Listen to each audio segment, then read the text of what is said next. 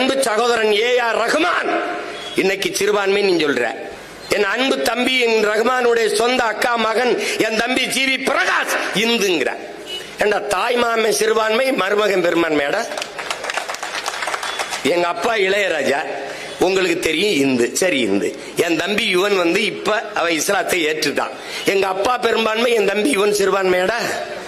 ஏண்டா உங்களுக்கு மூளைன்னு ஒண்ணு இருக்கா இல்லையாடா? மதத்தை வைத்து எந்த மானுடைய உலகம் மதிப்பிடுது இந்த பயல்களா? வெறி வருதா இல்லையா? அன்பு சொந்தங்களை, இவர் சொல்கிறத கேளுங்க. இவர் என்ன சொல்கிறாரு, இஸ்லாமியர்கள் என்ன சிறுபான்மைங்கிறீங்க? சிறுபான்மையினர்லாம் கிடையாது, அவங்க பெரும்பான்மையினர். அதுக்கு உதாரணம் எதாவது சொல்கிறாருனாக்கா ஏஆர் ரஹ்மா இஸ்லாத்தை தழுவுறதுக்கு முன்னாடி பெரும்பான்மை, இஸ்லாத்தை தழுவுனதுக்கப்புறம் சிறுபான்மை. அதே மாதிரி இளையராஜாவோட மகன் இஸ்லாத்தை தழுவுறதுக்கு முன்னாடி பெரும்பான்மை, இஸ்லாத்தை தழுவுனதுக்கப்புறம் சிறுபான்மை.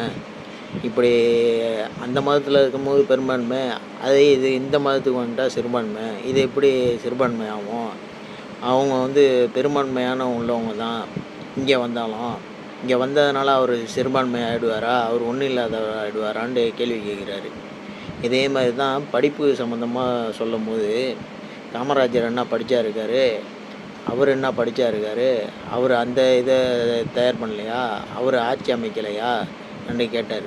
10 பேரை சொல்லுவாங்க. அதுக்கு தான் உதாரணமாக அழகாக கோபி ஒரு இதில் சொல்லியிருப்பார், வீடியோவில். கோபிநாத் 10 பேர் படிக்காதவங்கள சொல்லுவாங்க, 11ஆவதில் கேட்டாக்கா சொல்கிறதுக்கு தெரியாது. அதே போன்று தான் இங்கேயும் ஒரு 4 பேர் மாற்று மதத்தில் பெரும்பான்மையாக இருந்துட்டு இங்கே வந்தோன்னே சிறுபான்மைங்கும்போது அந்த 4 பேரை சொல்லுவாங்க. மற்ற எல்லாரையும் சொல்ல முடியுமா? 5ஆவது ஆளை சொல்ல முடியுமா? சொல்ல முடியாது. ஒரு 4 பேர் மாற்று மதத்தினருந்து பெரும்பான்மை மதத்தினருந்து இங்கே வந்தாக்கா அவங்க சிறுபான்மை தான்.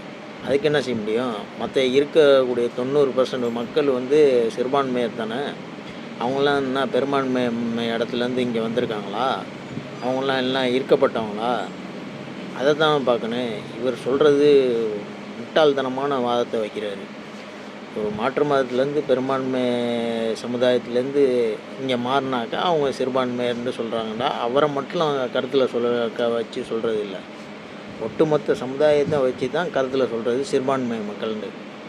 இருக்கிற எல்லாருமே பெரும்பான்மை இடத்துலேருந்து இங்கே வந்தவங்களா? சிறுபான்மை மக்கள்கிட்டருந்து எத்தனை பேர் இங்கே வந்திருக்காங்களா? தலித்துகள் எத்தனை பேர் இஸ்லாத்தை தழுவிருக்காங்க? அவங்கெல்லாம் சிறுபான்மையர் தானே. இப்போ அவங்கெல்லாம் பெரும்பான்மையரா? இவர் என்ன வாதம் வைக்கிறாருன்னு மக்கள் விளங்காமல் ஹஹான்னு சிரிக்கிறத வச்சு மக்கள் ஏமாறுறாங்களே தவிர ஒரு கருத்தும் இல்லை இவர் சொல்லக்கூடியதில். இதுதான் உண்மை. இதுக்காண்டி தான் இந்த வீடியோ.